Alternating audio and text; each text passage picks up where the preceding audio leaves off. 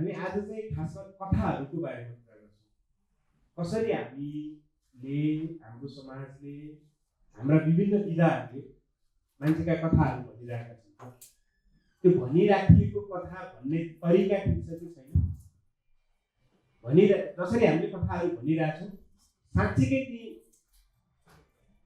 कथा भनिने मान्छेका कथाहरू रिप्रेजेन्ट भइराखेका छन् कि छैन, र यदि त्यो कथा भन्ने पद्धति, प्रवृत्ति र अप्रोचहरू ठिक छन् भने अझ राम्रो कसरी बनाउने, ठिक छैनन् भने त्यसलाई कसरी परिवर्तन गर्ने होला भन्ने विषयमा आज हामी खास गरी छलफल गर्छौँ। खास गरी मसँग आज 3 जना अमेजिङ मान्छेहरू व्यक्तिहरू हुनुहुन्छ। उहाँले आफ्नो क्षेत्रमा कथालाई फरक तरिकाले र मान्छे केन्द्रित भएर कथा भन्न सकिन्छ है भनेर कुनै न कुनै रूपमा आफूलाई प्रमाणित गरिसक्नु भएको पात्रहरू हुनुहुन्छ। म मान्छेलाई चिनाउने अरूले होइन आफैले हो, किनभने हामीले कथाको पुनर्दाबीको कुरा गरिरहेको छौँ। मैले मेरो बारेमा मैले भन्न पाउनुपर्छ भन्ने दाबी गर्दैछु। मेरो कथा कि मैले भन्न पाउनुपर्छ कि मैले चाहेको तरिकाले मैले रोजेको मान्छेले भनिदिनुपर्छ भन्ने होला यो शीर्षकको आन्तर्य भन्ने लाग्छ मलाई। त्यो भएर म परिचय पनि उहाँहरू आफैले आफ्नो परिचय दिनुहोस् भनेर आग्रह गर्छु। धन्यवाद है। हजुर, नमस्कार, म लक्ष्मी बर्देवा, कलाकार, लेखक, निर्देशक। लक्ष्मीजीले यति छोटो गर्नुभयो, रमेशजीले फेरि अलिक जिम्मा यतै दिनुभयो। मेरो नाम जया लुइथ्यो, सबैजनाले नमस्कार। म धेरै पहिला पत्रकारिता गर्थेँ। पत्रकारिता गर्दा गर्दै एउटा समयमा आफूले चाहिँ न्याय गरिरहेको छु पत्रकारिताको माध्यमबाट, विशेष गरेर जसकै कथाहरू मसँग सेयर गर्नुभयो। अनि त्यसपछि कसरी न्याय गर्न सकिन्छ भनेर यो स्टोरी किचन भन्ने एउटा संस्था, राजनजी कता ऊ पछाडि हुनुहुन्छ, राजनजी र मैले अलिकति हाम्रा निराशाहरूलाई ठाउँमा राख्दाखेरि यो फेरि एउटा अर्को आशाका रूपमा जन्मिएको संस्था हो। विशेष गरेर महिला बालित दृष्टिकोणबाट इतिहास हेर्नुपर्छ। इतिहास चाहिँ एकपक्षीय भयो र यसले चाहिँ ज्ञान निर्माणमा यसले राम्रोसँग एकपक्षीय ज्ञान निर्माण भइरहेको छ भन्ने ढङ्गबाट हामीले सुरु गरेको। म आफूलाई पहिला पहिला स्टोरी टेलर भनेर चिनाउने, आजकल चाहिँ स्टोरी लिसनर भनेर चिनाउन थालेको छु। किनभने सुन्ने काम भइसकेपछि मात्र टेलिङ हुँदो रहेछ भन्ने रियलाइजेसन पनि आउँदैछ। त्यसकारण चाहिँ म आफूलाई एउटा कथा श्रोताको रूपमा चिनाउन चाहन्छु र स्टोरी किचनसँग आएको छु।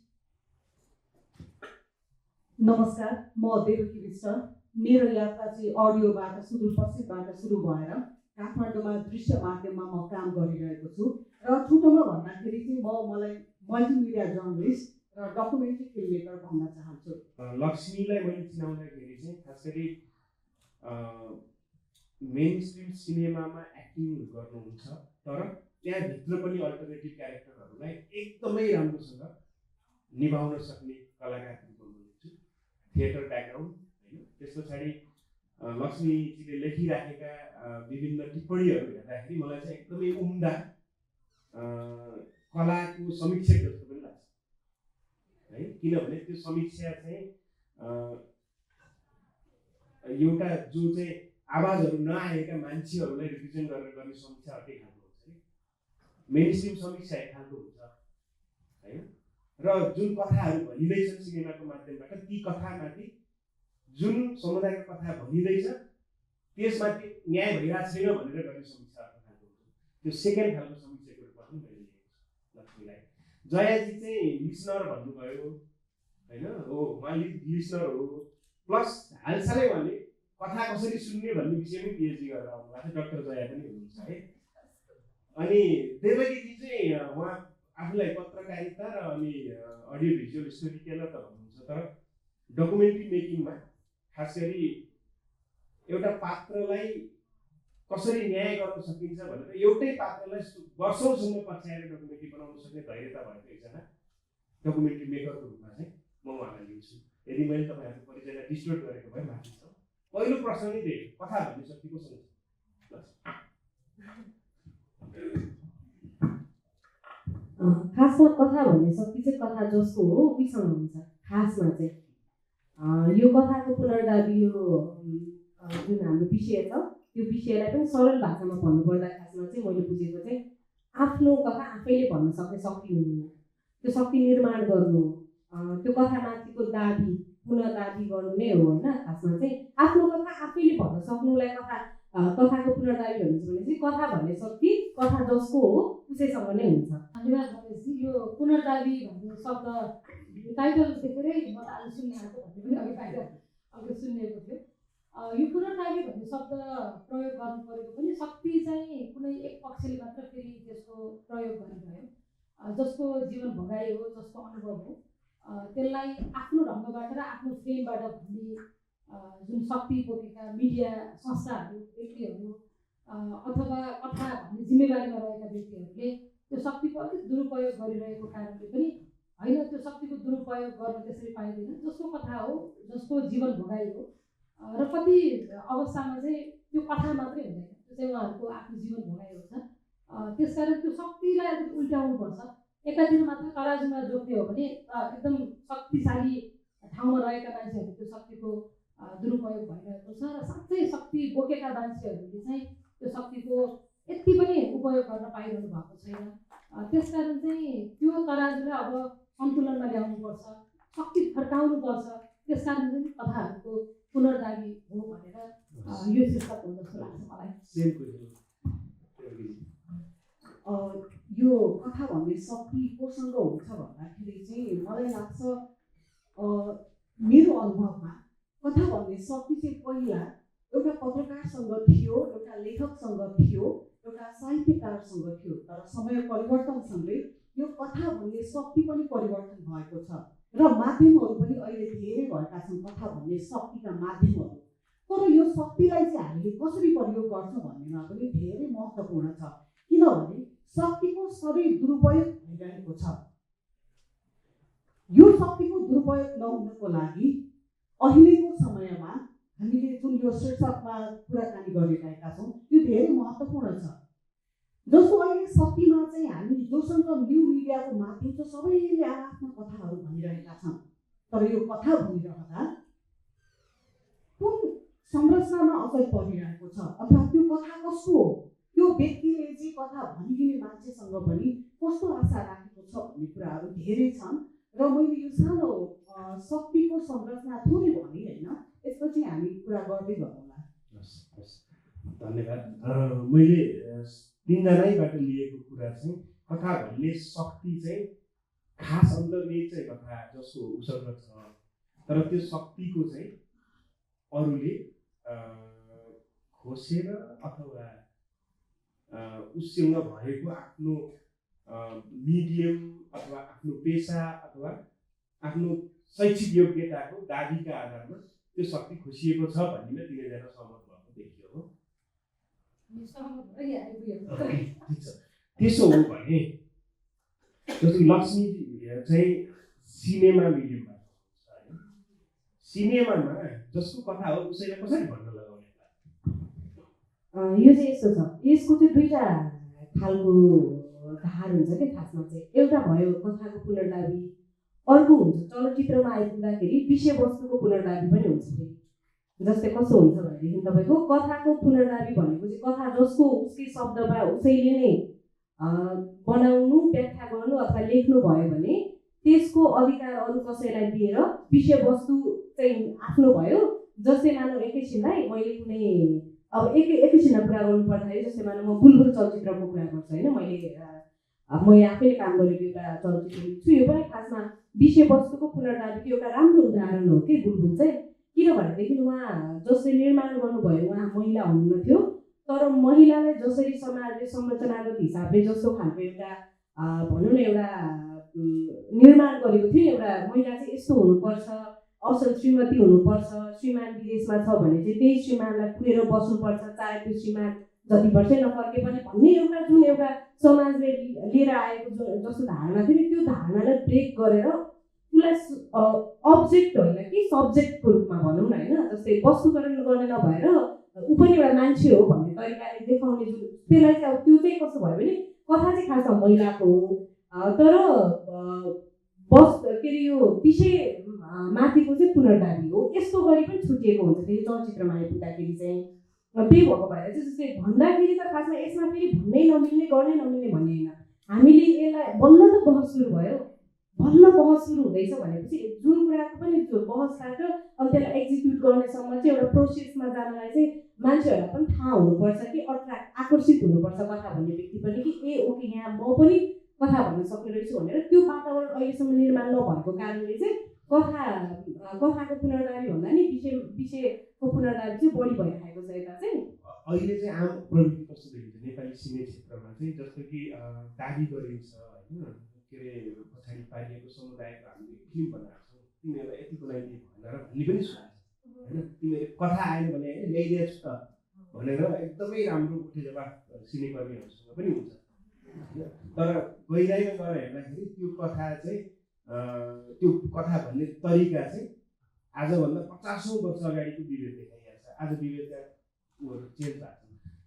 आम प्रवृत्ति कस्तो देखिन्छ तपाईँले चाहिँ अहिले सिनेमामा कथा भन्ने, खास गरी दबाइएका कथाहरू भन्ने आम प्रवृत्ति कस्तो छ? यस्तो कि खासमा कथाको पुनर्दाबी नहुँदाखेरि चाहिँ एउटा मुख्य एउटा समस्या भनेकै चित्र निर्माण हुन्छ तर चरित्रको अनुभवभित्र उसको के चलिरहेछ भने हामी सिन मात्रै क्रिएट गर्छौँ। त्यो सिनको जुन एउटा भ्याल्यु हुन्छ नि, एउटा व्यक्तिले एउटा चरित्रले गर्ने अनुभूति हुन्छ नि, त्यो अनुभूतिको चाहिँ ल्याकिङ हुन्छ। जस्तै हजुरले भन्नुभएको छ, जस्तै कस्तो भइदिन्छ भने कथाको पुनर्दाबी नहुँदाखेरि चाहिँ कथाले खासमा एउटा शक्तिले शासन गर्ने प्रवृत्तिबाट सत्य बोल्ने प्रवृत्तिमा रूपान्तरण गर्छ खासमा। तर यहाँ अब त्यो कुरामा प्र्याक्टिस नहुँदाखेरि कस्तो भइदिन्छ भनेदेखि तपाईँको जस्तै महिलाको मुद्दाको चलचित्र बन्यो, त्यो चलचित्र महिलाको हुन सकिरहेको छैन, तर महिलाको मुद्दा चाहिँ महिलाको मात्रै भनिराखेको हुन्छ क्या। जस्तै त्यो दलितमा पनि जस्तै मैले समुदायगत हिसाबले हुन चाहिँ यो अलिकति भनौँ न विषयगत हिसाबमा भन्दा नि ओभरअलमा सबैमा लागु हुन्छ। तर मैले उदाहरण दिँदाखेरि चाहिँ जस्तै दलितको मुद्दाको कुनै चलचित्र बन्यो, हामीले दलितको चलचित्रहरू कस्तो हेरिरहेको छौँ भने खालि उसले बिचारा भयो के भन्छ होटेलमा एउटा ग्लास उसैलाई माझ्न लगायो अथवा कुनै ब्राह्मण समुदायको व्यक्तिले उसलाई थप्पड हाल्यो, ऊ गयो घरमा रुयो। हामीले त्यस्तो खालको दलित चरित्रको चित्र देखिराखेको छौँ होइन।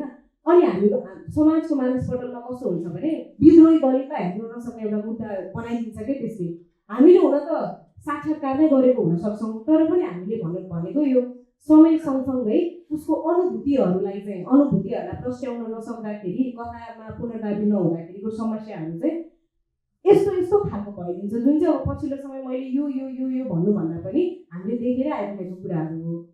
म देवकीजीसँग गएँ है।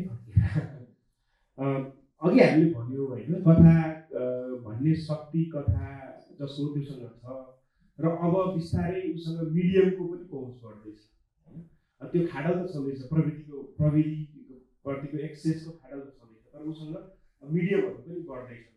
तर उसलाई कथा भन्ने प्लेटफर्महरू कसरी बनाइदिने होला कि हामीले अब जसको कथा हो उसले भन्न सक्ने कसरी बनाउने त? भन्न त सक्छौँ, तर त्यसलाई बाहिर ल्याउने तरिकाहरू कसरी हामीले निर्माण गर्न सक्छौँ कि हामी त्यो चरणमा अझै पुगेकै छैनौँ? जस्तो तपाईँले मलाई चाहिँ फिल्मको पर्सपेक्टिभबाट भन्नुभयो कि जर्नलिस्टिक डकुमेन्ट्री मेकिङ र जर्नलिस्ट। ओके, जस्तो अब हामीले माध्यम बनाउने भन्दा पनि अहिले त माध्यम आफै प्रविधिले बनाइदिइरहेको छ होइन। हामीले चिनाइदिने मात्रै हो जस्तो लाग्छ। जस्तो कुनै कथा फर इक्जाम्पलको लागि मैले चाहिँ अब सहर केन्द्रित भनौँ न, त्योभन्दा पनि मैले ग्रासरुट लेभलमा गएर चाहिँ धेरै रिपोर्टिङ गरेँ होइन। अनि मेरा फिल्मका कथाहरू, मेरा पात्रहरू पनि त्यही भेटिन्छन्, प्रायः सबैको त्यस्तै होला जो फिल्म सेक्टरमा जान्छ, जसले लेखिरहनु भएको छ ल। तर लेखिरहँदा उहाँहरूसँग आफ्नो ठुलो कथा हुन्छ, जुन कथा हामीले एउटा सशक्त माध्यममा ल्याइदियो भने त्यसले ठुलो परिवर्तन ल्याउँछ।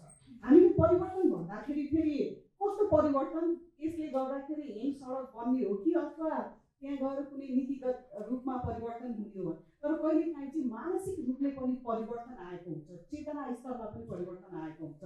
फर इक्जाम्पल म मेरो एउटा डकुमेन्ट्रीको तपाईँलाई चाहिँ उदाहरण दिन चाहन्छु। द इन्सर्ट्स अफ देवकी, यो भनेको चाहिँ देउकी प्रथा सम्बन्धी थियो होइन। धेरै फिल्म बने, यसमा धेरै कथाहरू बाहिर आए, तर मैले प्रत्यक्ष ती पात्रहरूसँग भेटेर उहाँहरूका कुरा बाहिर ल्याउँदाखेरि डकुमेन्ट्रीको माध्यमबाट धेरैले मलाई यस्तो हुन्छ र भनेर पनि सोध्नु भयो कि त्यो सोधिरहँदा अहिले त्यहाँको परिवर्तन भन्ने हो भने चेतना स्तरमा परिवर्तन आएको छ। त्यो फिल्मको माध्यमबाट यो बाहिर आएको हो नि त। एउटा माध्यम मैले देखाइदिएको हो अथवा हाम्रो टिमले देखाइदिएको हो। त्यसपछि चाहिँ त्यहाँ देउकी चढाउँदैनन् अथवा देउकी चढाउनु छ भने 10 पटक सोध्छन्। त्यो कुरा चाहिँ अहिले मूर्तिमा परिवर्तन भएको छ। कतिपय सांस्कृतिक कुराहरूलाई चाहिँ हामी कथा भन्ने माध्यम हुँदै गर्दा एकैपटक परिवर्तन हुँदैन। त्यो डकुमेन्ट्रीले गर्दाखेरि मैले कथा भन्ने माध्यम जुन त्यो वृत्तचित्रबाट भने त्यसले गर्दाखेरि उनीहरूले आफ्नो संस्कृति छोड्न सकेनन्, संस्कार छोड्न सकेनन्। मूर्तिमा परिवर्तन भयो तर मान्छेसम्म त पुगेन नि। एउटा यो उदाहरण हो। अनि अर्को कुरा चाहिँ पत्रकारिताको माध्यमबाट हेर्ने हो भने म मेरो कुरा गर्छु। अनि किनभने यो माध्यम चाहिँ एकदमै ह्युज भइसकेको छ। कसले कसरी कथा भन्छ तपाईँ हामी सबैजनाले न्यू मिडियाको माध्यमबाट अथवा सामाजिक सञ्जालमा देखिरहेका छौँ। मैले भन्ने भनेको चाहिँ यदि कसैले चाहिँ कथा भन्न चाहिरहेको छ त्यो कथालाई चाहिँ कतिपय कथाहरू यस्ता हुन्छन् सामाजिक रूपमा विचलित पनि हुन्छन्।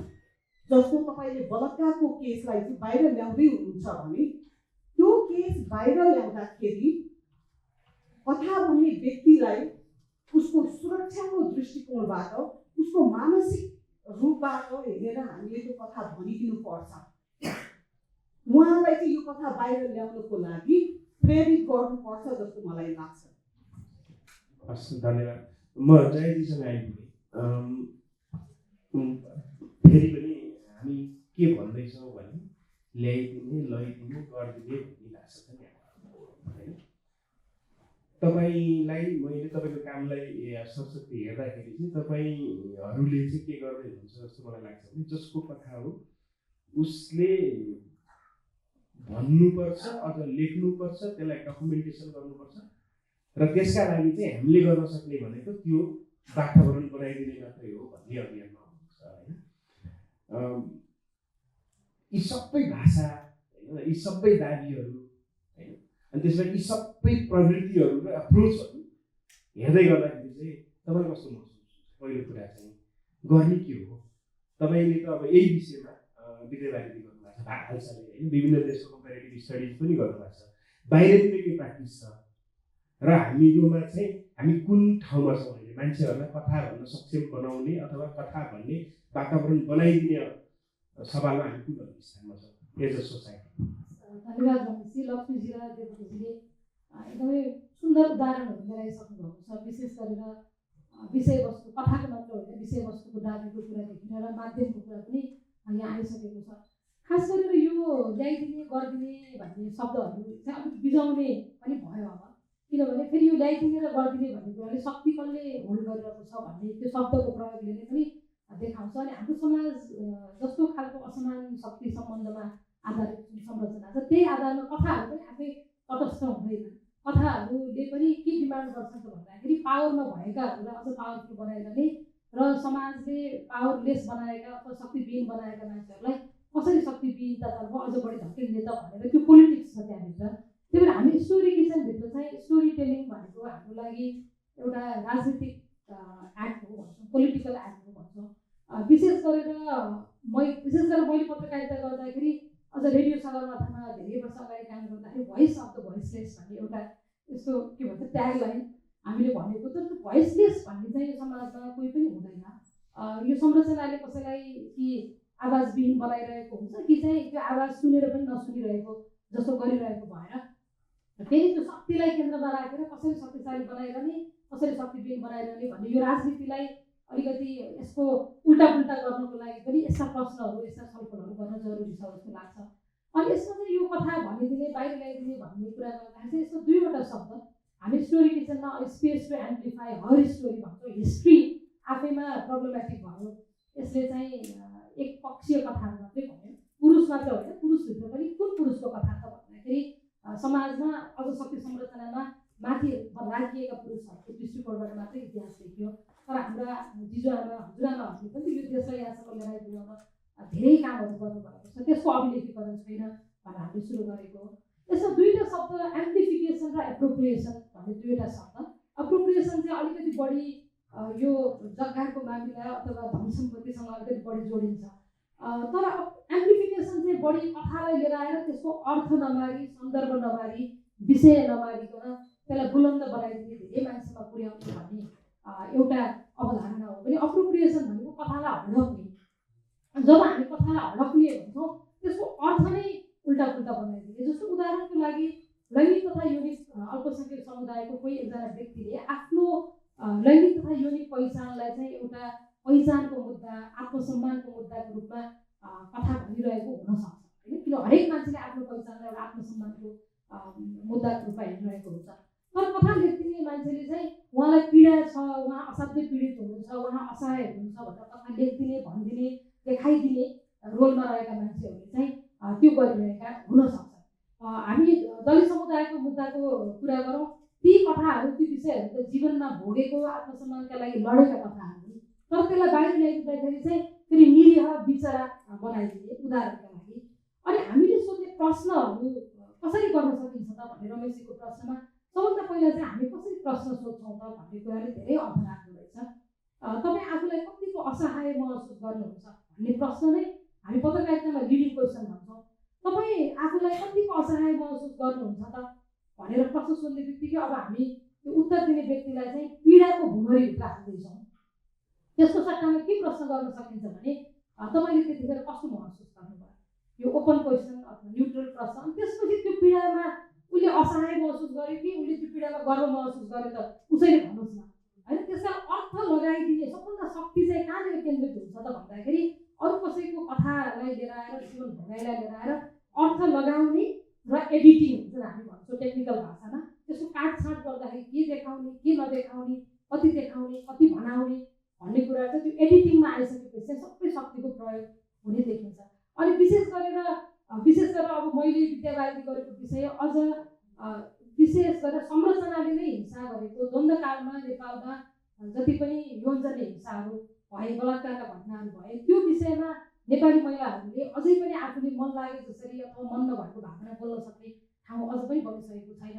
त्यस्तो आवाजहरू चाहिँ कसरी सुन्नको लागि राज्य तयार हुनुपर्छ त? जहिले पनि पीडितले नै भन्नुपर्छ, पीडित नै बोल्नुपर्छ भन्ने जुन एउटा अवधारणा छ, राज्य सुन्न तयार छ त? र त्यो सुन्ने तरिका कसरी हुनुपर्छ त भन्ने पार्टमा त्यसमा अलिकति बढी फोकस भएको भएर खास गरेर हामीले स्टोरी किचनले गरिरहेको काम पनि हामीले त 12-13 वर्ष अगाडि यो काम सुरु गर्दाखेरि द्वन्द्व पीडित प्रभावित महिलाहरूलाई जस्तो उदाहरणको लागि पत्रकारहरू प्रश्न सुन्न जाँदाखेरि आफ्नो स्टोरी कसरी अलिकति फ्रेममा ल्याउने भन्ने एङ्गल हुँदो रहेछ होइन। मैले पनि पत्रकारिता गरेको भएर कसरी काट्ने कोटहरू कसरी हाल्ने भन्ने। अनि अधिवक्ता अथवा लिगल प्रोफेसनमा भएको व्यक्तिहरूले मान्छेको कथालाई कानुनी हिसाबले कहाँ के छ त, कसरी कानुनी केस खडा गर्ने भन्नेमा गयो। अनि मानवाधिकारवादीहरूले गर्दाखेरि मानवाधिकारको उल्लङ्घन कहाँ भयो भनेर त्यो फ्रेममा हालेर हेरिने। त्यस्तो खालको हुँदै जाँदाखेरि रिसर्चरको पार्टबाट पनि कुन थ्योरीसँग उहाँहरूको जीवन मिल्छ भन्ने पार्टबाट अलिकति त्यसलाई जोड्ने खालको पनि देखिँदाखेरि व्यक्तिले आफ्नो जीवनमा के कुरालाई महत्त्व दिन्छ र त्यो कुरा चाहिँ उसले आफूले चाहे अनुसार भन्न सक्छ भन्ने वातावरण चाहिँ बनाउँदै गर्दाखेरि हामीले लामो समयदेखि काम गरेको द्वन्द्व पीडित महिलाहरू जसले एकदम अप्ठ्यारो अवस्थामा पनि 5 कक्षासम्म पढ्नु भएको छ, अक्षर फुट्न सिक्नु भएको छ, उहाँहरूले अब आफ्नो कथा आफै लेख्न, एकअर्काको आफू जस्तै दिदीबहिनीहरूको कथा लेख्नलाई चाहिँ अहिले सक्षम पनि हुनुभएको छ। यसरी चाहिँ परिवर्तन एकजना फिल्म कर्मी साथीले एकदमै सिरियस फिल्म मेकर हो, बेपत्ता यो सशस्त्र द्वन्द्वकालको बलजफ्ती बेपत्ताको विषयमा सिनेमा बनाउँछु भनिसकेपछि उहाँलाई चाहिँ कसैले मेरो नाम दिएछ। अनि यो क्यारेक्टरहरू भेट्नु भनेर मैले पनि उहाँहरूले गरिदिया लिनु रियल क्यारेक्टरहरूलाई भेटाएँ। उहाँहरूले त्यहाँबाट इमोसन चाहिँ ल्याउनु पऱ्यो, स्टोरी चाहिँ डिस्टर्ब गर्नु भएन होइन। खासमा यदि हामीले यस्ता खालका जस्तो कि सशस्त्र द्वन्द्वका पीडितको कथा बनाउने हो भने अथवा अरू चाहिँ पछाडि पारिएका समुदायको कथा बनाउने हो भने त्यसलाई चाहिँ मलाई के लाग्छ भने कथालाई डिस्टर्ब गर्नु हुँदैन जस्तो लाग्छ कि तपाईँले के अरे त्यो आर्टिस्टिक लिबर्टी त प्रयोग गर्न पाउनु होला, तर कस्तोसम्म भइदियो भने मनाङ र मुस्ताङ नेपालमा चाहिँ एकजना पनि बेपत्ता नभएको जिल्ला हो, तर उहाँको सिनेमा बन्द कसरी आयो भने एउटा बेपत्ता बाउले चाहिँ बेपत्ता छोरो बन्द हिमाल हाल्छ। त्यसलाई चाहिँ एप्रोप्रिएसन मात्रै होइन, miss appropriation of the stories पनि हुँदो रहेछ होइन। अनि त्यो कारणले गर्दा नै मुभी चलेन भन्ने मेरो दाबी छ। इमोसन पक्ड्ने, कथा डिस्टोर्ट गर्ने र त्यसलाई चाहिँ अब उहाँले भनेको चाहिँ यो सिनेमेटिक लिबर्टी प्रयोग गरेको हो, हिमाल बिग्छ के बिग्छ भन्नु आखिर बिग्यो होइन। यस्तो प्रवृत्ति चाहिँ मैले देखेको छु। तपाईँ त्यही भित्रको मान्छे होइन, अनि एउटा विशेष समुदायको पनि तपाईँ प्रतिनिधित्व गर्नुहुन्छ, त्यो समुदायको विषयमा कथाहरू भनिएका छन् भनेर दाबी पनि गरिन्छ। तपाईँको अनुभूति कस्तो र यसलाई कसरी सुधार्नु? खासमा चाहिँ यो कथाको पुनर्दाबीले सबै यो मेन स्ट्रिमलाई चाहिँ चुनौती दिन्छ, यसको मुख्य पाटो यो पनि हो होइन।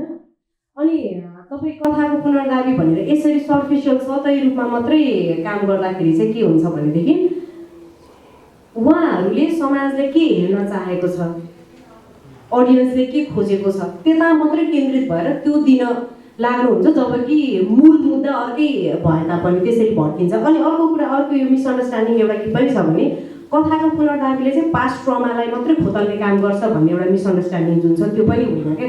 खासमा कथाको पुनर्दाबीले पास्ट ट्रमा मात्रै खोतल्ने काम गर्दैन, त्यो अनुभूतिसँगको उहाँहरूको नियन्त्रण, उहाँहरूको विजयको कथा पनि हुनसक्छ, उहाँहरूको खुसीको कथा पनि हुनसक्छ, सबै कथा हुनसक्छ। अब हामीले कथाको पुनर्दाबी भन्दै गर्दाखेरि चाहिँ फेरि त्यो ट्रमा मात्रै खोतल्न गयो भने उहाँहरू तयार हुनुहुन्न। धेरै केसहरूमा चाहिँ त्यस्तो भएको हुन्छ क्या। किनभने हामी एउटा मानव एकछिन एउटा पीडित भएको अथवा कुनै अनुभवबाट गुज्रिएको व्यक्तिलाई चाहिँ बारम्बार एउटै कुरा गर्दाखेरि, हिजो हाम्रो सानो कुरा हुँदाखेरि पनि दिदीले भनेको कुरा मलाई याद छ कि कथा भन्ने व्यक्ति पनि रित्तिएको महसुस नहोस् भन्ने कुरा जुन भएको थियो नि, त्यो कुरा चाहिँ कस्तो हुँदो रहेछ भने जब पीडामा मात्रै कथाको पुनर्दाबीको यो लागु हुन्छ, यो कुरा लागु हुन्छ, त्यति बेला चाहिँ कथा भन्ने व्यक्ति चाहिँ ऊ चाहिँ बारम्बार एउटै त्यही ट्रमा खोतलेर त्यही फेजमा पुगिरहेको चाहँदैन होइन, बिर्सिन चाहन्छ सकेसम्म व्यक्तिले। मतलब त्यो ट्रमा केही छ भने त्यो कुराबाट मुक्ति पाउन चाहन्छ, बिर्सिन चाहन्छ।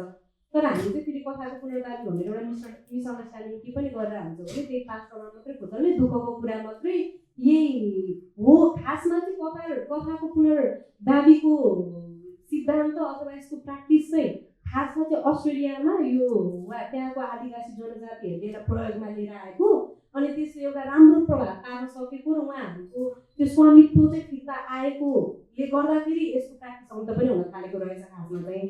तर कस्तो भने जस्तै विशेष गरी चाहिँ यहाँ जस्तै नेपालमा भनौँ अथवा जता पनि भनौँ विश्वमै पनि खासमा पिछडिएको जसको चाहिँ समुदायमा जसको मुद्दालाई चाहिँ सत्य तथ्य बङ्ग्याएर प्रस्तुत गरिएको छ, यो नहुँदाखेरि उहाँहरूले आफ्नो स्वामित्व फिर्ता पाउनलाई गरिने प्रयोग हो होइन। प्रयोग भन्दा पनि त्यो सिद्धान्त हुनु न त्यसरी भनौँ। अनि जस्तै तपाईँको मानौँ अहिले अब हामीले गरिबको मुद्दामा अथवा विशेष समुदायको मुद्दामा यो विद्रोहको अथवा कुनै पीडाको मात्रै कुरा गर्दै गर्दाखेरि जस्तै नेपालमा प्र्याक्टिस भएको यो कथाको पुनर्दाबीको प्र्याक्टिस भएको राम्रो उदाहरणहरूमा नुमाफुङ होइन, जारी, अनि जस्तै अब तपाईँको विषयवस्तुमाथिकै पुनर्दाबीको अर्को चलचित्र भनेको त्यही हजुरले अर्को मैले भनेको सम्झेको थिएँ के अरे यो हाम्रो यो उसकैवाला कथा थियो होइन, गाउँको बात होइन के अरे त्यो पानीकोट होइन, खगेन्द्र राईको एउटा यो के अरे यो सङ्कटकालकैवाला एउटा बेपत्ता पारिनेवालामै बत्साला, ओके बत्साला होइन। जस्तै यस्तो चलचित्रहरूले जस्तै मानौँ एकैछिनमा मानौँ मैले नुमाफुङको उदाहरण दिएँ। नुमाफुङ कथाको पुनर्दाबीको एउटा राम्रो माध्यम के हो भने त्यसले अन्तर्राष्ट्रिय स्तरमा पनि एउटा प्रभाव पुर्याउन सक्यो हाम्रो यहाँको आदिवासी जनजातिको एउटा संस्कृतिको हिसाबले होइन। भनेको अब यसबाट हामीले मुक्ति पाउनु अथवा यसमा हामीलाई अलिकति आकर्षित गर्ने एउटा माध्यम भनेको चाहिँ उहाँहरूलाई चाहिँ खास कथाको पुनर्दाबी चाहिँ कस्तो परिस्थितिमा पहिला सुरु हामीले अथवा कुनै पीडितकोमा गएर कुनै सामुदायिक मुद्दा उठाउँदाखेरि सिधै हजुरको हुन्छ नि विद्रोहको कुरामा मात्रै त्यसमा मात्रै हामी केन्द्रित भयो भने सम्भवतः कथा भन्ने मान्छे आफै अगाडि सर्न आकर्षित नहुन सक्छ होइन। त्यसमा भएको अघि कुरा उठेको जस्तै त्यसमा भएका अरू थुप्रै पक्षहरू छन्, त्यसमा चाहिँ हामीले यसको सही अर्थमा व्याख्या गरेर त्यसमा चाहिँ त्यो कुरालाई व्याख्या गर्दाखेरि चाहिँ आकर्षित हुने सम्भावना अलिक बढी हुन्छ। कथा भन्ने तरिकामा समस्या छन्। हामीले दाबी गरेका कतिपय चाहिँ राम्रा भनिएका कथाहरू पनि भन्ने तरिकाहरू मिलेका छैनन्। यसलाई सही तरिकाले कसरी यसलाई सही बाटोमा ल्याउने होला तपाईँको विचारमा कसरी हामीले चाहिँ कथा भन्ने तरिकालाई चाहिँ सही ट्र्याकमा ल्याउन सक्छौँ? अब रमेशजी यो चाहिँ कथा भन्ने तरिका भन्दाखेरि कुनै युनिभर्सल ट्रुथ छैन, किनभने सिचुएसन अनुसार अवस्था अनुसार फरक फरक हुँदो रहेछ। अब म अहिले एउटा कथा भन्छु भने मेरो लागि यो अहिले सही हुनसक्छ। जस्तो म एउटा इक्जाम्पलबाटै भन्छु तपाईँलाई। मैले चाहिँ अब अहिले चाहिँ हाम्रो यो पछिल्लो समयमा चाहिँ तपाईँले चाहिँ बलात्कारकै घटना लिन्न, यो अहिले एकदमै चलिरहेको छ होइन, यो घटना घटिरहेका छन्, यसलाई अन्यथा नलिनुहोस्। कथा भन्ने व्यक्तिले त्यो माहौल बन्छ र कथा भन्छ आफ्नो, र भोलि गएर अवस्था अनुसार उसले आफ्नो बोली नै परिवर्तन गर्छ। जसलाई यो कथा भनियो अथवा सुनाइयो, यो कथामा उहाँले मलाई चाहिँ एउटा दबाब दिएर चाहिँ यो कथा भन्न लगायो भनेर पनि भन्न सक्नुहुन्छ कि त्यही भएर म के भन्छु भने सिचुएसन अनुसार फरक फरक हुन्छ र कथा सुन्ने व्यक्ति अथवा अहिले चाहिँ म पछिल्लो एउटा सानो कुरा जोड्छु। जस्तो कुनै व्यक्तिसँग हामी कुराकानी गरिरहेका छौँ, हामी हतारमा कथा लेखिरहेका छौँ, हतारमा कथा बुनिरहेका छौँ, किनभने जो व्यक्तिको कथा उसले सुनाउन चाहिरहेको छ कुनै माध्यमद्वारा आफ्नै कथा भन्न खोजिरहेको छ, त्योसँग हामी कति समय बिताउन चाहन्छौँ, कति समय बिताउँछौँ। एउटा पत्रकारिताको नजरबाट हेर्ने हो भने हामी हतारमा जान्छौँ, क्यामेरा ओपन गर्छौँ र उसलाई चाहिँ तपाईँलाई के भयो, कसरी बलात्कार हुनुभयो भनेर प्रश्न गर्छौँ कि प्रश्न गर्ने शैली पनि छैन हाम्रो पछिल्लो समयमा। किनभने यो पत्रकारिताको दृष्टिकोणले हेर्दाखेरि न्यू मिडियालाई प्रयोग गर्दा हामीले न्युज र भ्युजमा मात्र हामी भ्युजमा गइरहेका छौँ, पैसामा बितिरहेका छौँ जस्तो लाग्छ मलाई होइन। र मेरो तपाईँले मलाई चाहिँ भन्नुहुन्छ भने मैले कथा कसरी भन्छु भन्दाखेरि जो व्यक्तिको कथा छ म मैले उसको कथालाई चाहिँ आफूमा पनि म सोच्छु, यदि म यो ठाउँमा भएको भए मैले यो कथा भन्नुको लागि कति आँट जुटाउनु पर्थ्यो होला, कति समय चाहिँ मैले सोच्नु पर्थ्यो होला यो कथा भन्नुको लागि। म आफूलाई त्यो बेला चाहिँ पत्रकार भएर मात्रै म सोच्दिनँ, एउटा महिला अथवा एउटा पुरुष, अहिले महिला मात्र होइन पुरुष पनि पीडित हुनुहुन्छ होइन, यो भइरहँदाखेरि चाहिँ यो भन्नलाई कति आँट चाहिन्छ र म समय व्यतीत गर्छु उहाँहरूसँग। समय चाहिँ मैले सक्ने समय चाहिँ मैले उहाँहरूलाई दिन्छु र त्यो कथा लेख्दाखेरि 10 पटक सोच्छु मेरा शब्दले चाहिँ कति कुराहरूमा परिवर्तन हुन्छ अथवा मेरो शब्दले चाहिँ कथा भन्ने व्यक्तिलाई चाहिँ कतिको असर गर्छ भनेर मैले 10 पटक सोच्छु। र म दृश्य माध्यममा काम गर्ने हुनाले ती कथालाई, ती शब्दलाई र उसको पीडालाई मैले भनिरहँदा अथवा म माध्यम बनिरहँदा कसरी देखाउने त्यो कुरामा पनि भर पर्छ। जो सर्भाइभर हुन्छ अथवा ती व्यक्तिले चाहिँ आफ्नो पहिचान खुलाउन चाहन्छ कि चाहँदैन त्यो पनि हामीले सोच्नुपर्छ। यो एउटा घटनाको मात्र सानो उदाहरण हो, सायद मलाई लाग्छ एउटा सानो कुरो प्रश्न गरौँ। जसरी तपाईँले त्यो एउटा कथा लिएर आउनुभयो, तपाईँले आफ्नो तरिकाले त्यसलाई उहाँको ठाउँमा बसेर फ्रेम गर्नुभयो, तपाईँको फाइनल अथवा त्यो एडिटिङ चरणमा त्यो मान्छेसँग तपाईँको सम्पर्क हुन्छ कि हुँदैन, उहाँलाई त्यो त्यसमा संलग्न गराउनुहुन्छ? यस्तो छ, मैले भने नि अवस्था अनुसार अहिले मसँग मेरो एडिटिङ राइट छ, मसँग मैले लेखिरहँदा मैले चाहिँ आफ्ना शब्दहरू भनिरहँदा अथवा भिजुअलमा हेरिरहँदा मसँग मेरो राइट छ, म पुरै हेर्छु। र कतिपय व्यक्तिले मलाई के भन्नुहुन्छ भने तपाईँको भिडियो मलाई पठाइदिनुहोस्, किनभने भिडियोको धेरै मिसयुज हुन्छ र मैले पठाउँछु पनि। मैले सकभर मैले गर्ने कोसिस भनेको त्यो हो। र यदि तपाईँ कुनै मिडिया हाउसमा काम गर्दै हुनुहुन्छ भने त्यो ठाउँमा रिपोर्टर अथवा कसै व्यक्तिले ल्याएको स्टोरीको फाइनल राइट भनेको चाहिँ त्यो एडिटरमा अथवा त्यो मिडिया हाउसमा हुन्छ। र त्यति गरिरहँदा पनि मैले चाहिँ म के कन्सियस हुन्छु भने यस्ता सेन्सिटिभ इस्युमा चाहिँ काम गर्दाखेरि एकचोटि रिपोर्टरलाई पनि सोधिदिनुहोस् है, किनभने मैले जुन ठाउँमा पुग्छु अथवा जुन कथा भन्न खोजिरहेको हुन्छु त्यो एउटा विश्वासको आधारमा ल्याएको कथा हो, माध्यम बनेको कथा हो र एउटा इथिक्समा बसेर चाहिँ काम गर्नुपर्छ भन्ने म अहिले पनि सोचिरहेको छु। र फिल्मको सन्दर्भमा फेरि फरक छ है, के फरक छ? फिल्मको सन्दर्भमा जति मैले काम गरिरहेको छु त्यो फिल्मलाई चाहिँ मैले जहाँ लगे त्यतै पनि लग्न सकिन्छ के, तर मैले चाहिँ के भन्छु भने फिल्मले पनि समाज परिवर्तनको सम्भाग बन्न सक्छ र कहिले फिल्मले मनोरञ्जन दिन्छ भने कहिले चाहिँ फिल्मले चेतना स्तर पनि मानिसको परिवर्तन गरिरहेको हुन्छ भन्ने चाहिँ मैले त्यो सोचेर काम गर्छु। कथा भन्ने मान्छेलाई आफ्नो कथा कसरी रिप्रेजेन्ट हुँदैछ भन्ने कुरा धेरै अधिकार छ भन्नेमा म विश्वास गर्छु है। त्यो तपाईँहरूले कसरी प्र्याक्टिस गरिराख्नु भएको छ एउटा कुरा।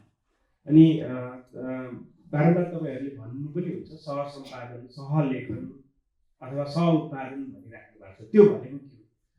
त्यो कन्सेप्ट के हो र प्र्याक्टिसमा तपाईँहरूले कसरी उतारिराख्नु भएको छ? धन्यवाद रमेशजी। अहिले दुई तिनवटा कुराहरू लक्ष्मीजी र देवकीजीको सुन्दै गर्दाखेरि पनि हाम्रै अभ्यासलाई म यसो फर्केर हेरि पनि रहेको थिएँ।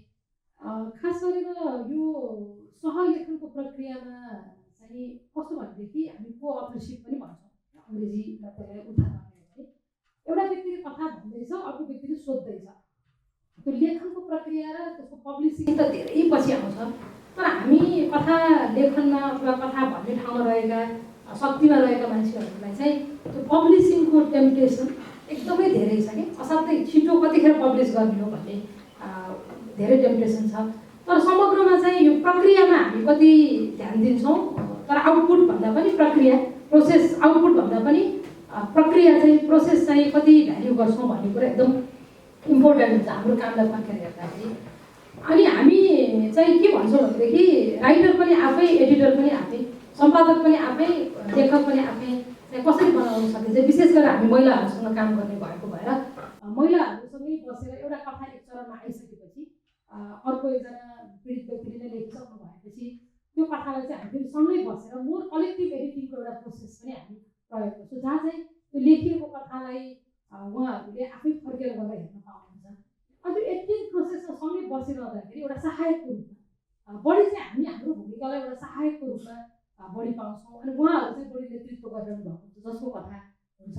अनि जब उहाँहरूले त्यो एडिटिङ गर्नु थाल्नुहुन्छ नि त्यो जतिको सुन्दर क्षण कहिले पनि हुँदैन कि, किनभने उहाँहरूले देख्नुहुन्छ मैले यस्तो भनेको थिइनँ, यो त अर्कै भनेको थिएँ नि भन्नुहुन्छ। अनि विशेष गरेर हामीले काम गर्ने चाहिँ असाध्यै संवेदनशील मुद्दा भएको भएर अनि यतिखेर त यो डेट हाल्यो भनेदेखि त फेरि मेरो पहिचान खुल्न सक्छ नि, यो डेट त हाल्नु भयो नि। त्यतिखेर अछाममा आक्रमण भएको बेला त यति थियो, म त्यतिखेर जाजरकोटमा हिँड्दै थिएँ नि भनेर उहाँहरूले त्यो फ्याक्चुअल कुराहरू पनि यस्तोसँग समाप्त हुन्छ कि। अनि त्यो देख्दाखेरि चाहिँ असाध्यै उहाँहरूले त्यसलाई पावरफुल पनि बनाइरहेको छ प्रक्रियाको कुरा गर्दाखेरि एउटा होइन। अर्को चाहिँ एउटा हामीले सिकेको यो प्रक्रियामा चाहिँ हामी धेरै जसो, अब म अलिकति पत्रकारिता ब्याकग्राउन्डबाट आएको भएर अथवा डकुमेन्ट्री फिल्ममा फिल्म मेकिङमा पनि अलिकति तथ्यहरूलाई बढी हामी ध्यान दिन्छौँ। तथ्यहरू एकदम महत्त्वपूर्ण छन्, तर कतिपय बेलामा तथ्यभित्र मात्रै मान्छेका जीवनका भनाइलाई राख्न खोजियो, फ्याक्टभित्र मात्रै राख्न खोजियो भने त्यसले न्याय गर्दो रहेछ होइन। हामीले देखेको त्यसलाई चाहिँ जब हामी बिम्बको रूपमा प्रयोग गर्छौँ र हामी प्रस्तुत गर्ने मान्छेहरूले अलिकति क्युरियस भएर तपाईँले त्यो भनेको किन त्यस्तो भन्न खोज्नुभयो, जस्तो उदाहरणको लागि कति दुःख भयो है, उदाहरण आयो उत्तरको प्रक्रियामा। अनि अब दुःख भने त एक हिसाबले भावना पनि हो, त्यो फ्याक्ट पनि हो होइन। तर प्रश्न सोध्ने मान्छेले चाहिँ यदि त्यो मान्छे धेरै यात्रा गरिरहेछ होइन, सुटकेस बोकेर यात्रा गरिरहेछ भने तपाईँको दुःखलाई त्यो सुटकेसमा हाल्नु कति सुटकेस भनिन्छ होला भनेर सोध्ने बित्तिकै त्यसलाई क्वान्टिफाई गर्न पनि त्यो रिडरले पनि पढ्दाखेरि चाहिँ त्यसलाई क्वान्टिफाई पनि गर्न सकिँदो रहेछ। अथवा डोको डालो नाम्लोमा धेरै जीवन बिताउनलाई डोको कति भनिन्छ होला आमा दुःखको भनेर सोध्यो भने उहाँले त्यसलाई क्वान्टिफाई पनि गर्न सक्नुहुँदो रहेछ। अनि त्यसलाई हामी मिनिङ पनि दिइरहेका हुँदो रहेछौँ त्यस्तो प्रक्रियाबाट। नत्र चाहिँ उहाँलाई धेरै दुःख छ भने त्यो धेरै भन्ने शब्द जब हामी हालिदिन्छौँ हाम्रो त्यो कथामा, त्यो धेरै चाहिँ हाम्रो त्यसलाई मापन हामीले गरेर हाल्छौँ शक्तिमा बसेका हामीले। तर शक्ति फर्काउने भनेको चाहिँ त्यसको मापन गर्न पनि जसले कथा भनिरहेको छ उसलाई नै सोध्ने हो भनेदेखि उसैले मापन गर्छ, उसैले व्याख्या गर्छ र त्यसको अर्थमा हामीले खालि शब्द बुनेर मात्रै एक ठाउँमा ल्याइदिने हो। अनि फेरि फर्काएर त्यो बुनेको शब्द ठिक भयो कि भएन भनेर पढ्नै लगाउने। अनि यो चाहिँ हामी विशेष गरेर द्वन्द्वबाट पीडित प्रभावित महिलाहरूसँगको काममा मात्र होइन, अहिले हामीले सन्धान.com भनेर एउटा अनलाइन प्लेटफर्म छ, यसको रिजनले सुरु गरेको। हामी महिलावादको सहखोजी भनेर भन्छौँ। महिलावाद नेपालको सन्दर्भमा चाहिँ सबैजनाको सहखोजीबाट मात्रै यसको परिभाषा निकाल्न सकिन्छ, यसको व्याख्या गर्न सकिन्छ भनेर त्यहाँ पनि जतिजनाले आफ्नो आर्टिकलहरू लेख्नुहुन्छ फेरि फर्काएर हामी धेरै जस्तो चाहिँ के गर्छौँ भने इन्टरभ्यू लिन्छौँ अनि त्यसलाई लेखनको माध्यममा लिएर आउँछौँ अनि फेरि पठाएर उहाँहरूले नै त्यसलाई एकाउन्ट एडिटिङ गर्नुहुन्छ, जसले गर्दाखेरि एडिटोरियल कन्ट्रोल त हाम्रो हातमा छ होइन, हामी कन्ट्रोलकै कुरा गर्ने हो, राइटको कुरा गर्ने हो भने, तर त्यो शक्तिलाई अलिकति बाँडफाँड गर्ने प्रक्रियामा पनि, त्यसलाई डिफ्युज गर्ने, शक्ति उल्ट्याउने प्रक्रियामा पनि हामी छौँ। किनभने त्यहाँ भनेको कुरा हामीले भन्दा बढी जसले भन्नुभयो उहाँले नै अर्थ लाउन सक्नुहुन्छ भनेर। त्यसकारण अनि त्यो शक्ति उल्ट्याउनको लागि चाहिँ धेरै गाह्रो पनि छ, किनभने आफूसँग भएको शक्ति एकछिन मानौँ कि शक्तिको कोट लगाइरहेको छौँ हामी सबैजनाले, त्यो कोट फुकाल्नु पऱ्यो होइन।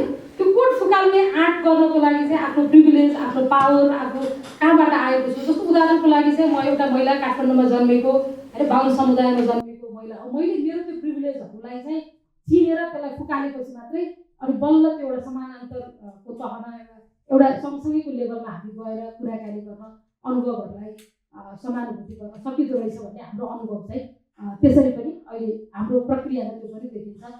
तर सारांशमा भन्नुपर्दाखेरि हामी पब्लिसिङ गर्ने टेम्पटेसन अहिले एकदम व्यग्रता छ नि त, छिट्टो सोसियल मिडियामा कसरी पोस्ट गरिहालौँ भन्ने होइन, कथाहरू अथवा छिट्टो कसरी लिएर हामी त्यो टेम्पटेसनलाई चाहिँ कन्ट्रोल गर्छौँ। हामी प्रक्रियामा अलिकति बढी विश्वास गर्छौँ, प्रक्रिया राम्रो भयो भने प्रडक्ट त आफै राम्रो भइहाल्छ भन्ने कुरालाई, र त्यो प्रडक्टमा चाहिँ पार्टिसिपेसन र इन्गेजमेन्ट चाहिँ सम्बन्धित कथा कस्तो हुन्छ भन्ने कुरालाई चाहिँ अलिकति रमेशजी एउटा सेन्टेन्समा मैले सक्छु, रमेशजी भयो भन्दै हुनुहुन्छ। हामी चाहिँ स्टोरी राइटिङ भन्दा पनि स्टोरी क्राफ्टिङ, यसलाई चाहिँ शिल्पको रूपमा व्याख्या गर्न खोजिरहेको छौँ। किनभने त्यो शिल्प गर्ने भनेको चाहिँ धैर्यता चाहिन्छ। एउटा शिल्प गर्ने व्यक्तिले जति धैर्यता साथ एउटा मूर्ति बनाउनुहुन्छ त्यति नै धैर्यता अनि त्यति नै त्यो आभास चाहिँ त्यति नै हुनुपर्ने भएको भएर यसलाई चाहिँ कथा कसरी हामी ग्रहण गर्छौँ र त्यसलाई कसरी शिल्पीको माध्यमबाट उतार्छौँ र त्यो प्रक्रियामा कथा भन्ने मान्छे हामी सँगसँगै त्यो यात्रामा कसरी हिँड्नुहुन्छ र हामी सहायक कसरी बन्न सक्छौँ भन्ने 3-4 कुरालाई चाहिँ हामी स्टोरी किचनको काममा प्रयोग गर्छौँ। थिएटर र सिनेमामा कथा भन्ने फरक छ जस्तो मलाई लाग्छ। कहिलेकाहीँ चाहिँ थिएटर अलि बढी मान्छेसँग नजिक हुने एउटा अनुभव छ कि म मण्डला थिएटरसँग काम गर्दाखेरि एउटा नाटक बनाउने भन्ने कुरा भएको थियो, तर त्यो नाटक चाहिँ रियल कथाहरूमा बेस भएर बनाउने भनिसकेपछि त्यो बेपत्ताकै इस्युमा थियो होइन। अनि बेपत्ता परिवारहरूलाई भेटेर स्क्रिप्ट राइटरहरूले स्क्रिप्ट लेख्नुभयो, त्यो नाटक डेभलप भयो, भइसकेपछि के गर्नुभयो उहाँहरूले भने रिहर्सलको बेलामा जसको कथा हो उहाँहरूलाई ल्याएर देखाउनु भयो। अनि त्यो मान्छेहरूले चाहिँ मेरो कथा यहाँनिर मिसरिप्रेजेन्ट भएको चाहिँ अलिकति सत्य हेर्नु है, त्यहाँ त्यस्तो होइन। त्यति बेला मैले भावनामा भने अहिले मैले चाहिँ त्यसरी नै बाहिर आयो भने चाहिँ मेरो छिमेकीसित सम्बन्ध बिग्रिन्छ है। त्यो एउटा स्थान हुँदो रहेछ थिएटरमा चाह्यो भने।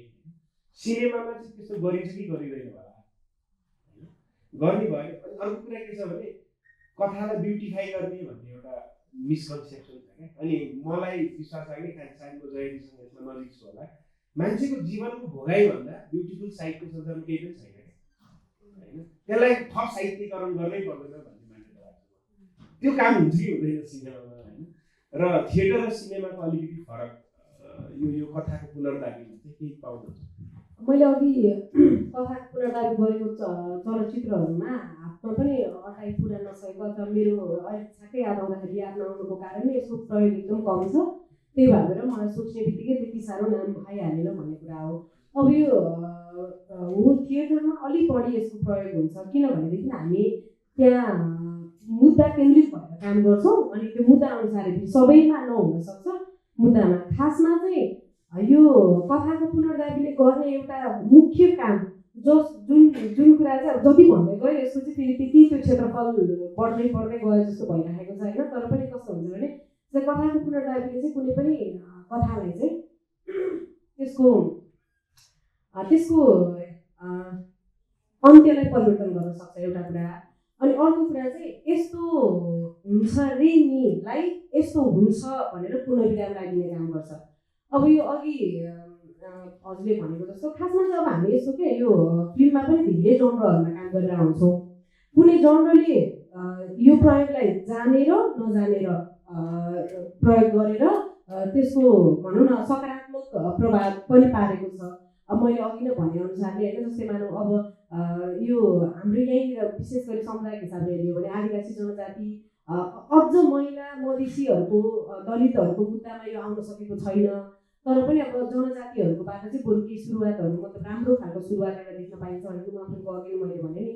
त्यसले गर्दाखेरि कस्तो भयो भने नुमाफुल चलचित्र आउँदासम्म हामी कसैले पनि आँखा चिम्सो भएको व्यक्तिलाई हिरोको रूपमा मान्न तयार थिएन होला क्या समाजले। त्यही भएर त उहाँहरूको स्थान एकदमै कम थियो होइन। अनि त्यो फेरि त्यति बेलामा किनभने त्यो चलचित्र आयो नि यति राम्रोसँग त्यो कथाको पुनर्दाबीको कारणले मात्रै, यदि त्यो पनि फेरि कुनै म पनि त्यही क्षेत्रमा हुर्केको हो, मैले पढ्दा पनि भइहाल्छ नि भनेर विषयवस्तुको विषयवस्तुमाथिको पुनर्दाबी भइदिएको भए चाहिँ त्यहाँ पनि फेरि तोडमरोड हुन सक्थ्यो। त्यही आफैमा साहित्यिक कुरालाई झन् साहित्य बनाउन मान्छे लादेर 10वटा कुरा हुन सक्थ्यो होला।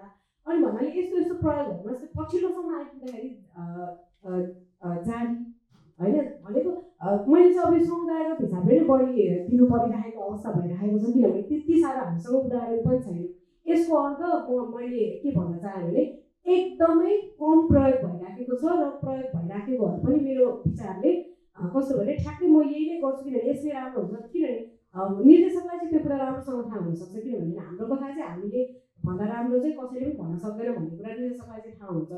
कस्तो एउटा सामान्य तरिकाले भन्न खोज्दाखेरि चाहिँ मैले बाँचेको कुरा, मैले आज बाँचेको कुरा चाहिँ आज दिनभरिको घटना के भयो भनेर चाहिँ मैले एउटा फ्रेम गरेर मैले त्यही कुरा देखाउन सकेँ भने मैले जे भएको त्यही जति एक्युरेट देखाउन सक्छु त्यो मैले हजुरलाई भनेर गर्दिनँ म त्यहाँ गइरहेको थिएँ, त्यहाँ चाहिँ म बिचमा आफै बिर्सिन्छु होला कि भन्दै गर्दाखेरि त्यसरी बिचमा एउटा दूरी जस्तो निर्माण हुन्छ स्वत।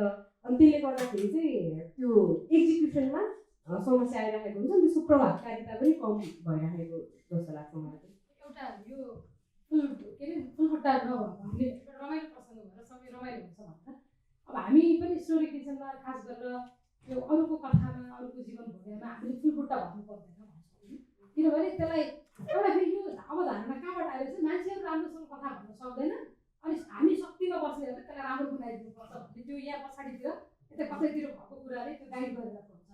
अनि हामी फुलबुट्टा भन्नु पर्दैन, कथामा फुलबुट्टा भन्नु जरुरी छैन, कथाहरू आफै सुन्दर हुन्छन् भनेर हामी भनेर आउँछौँ।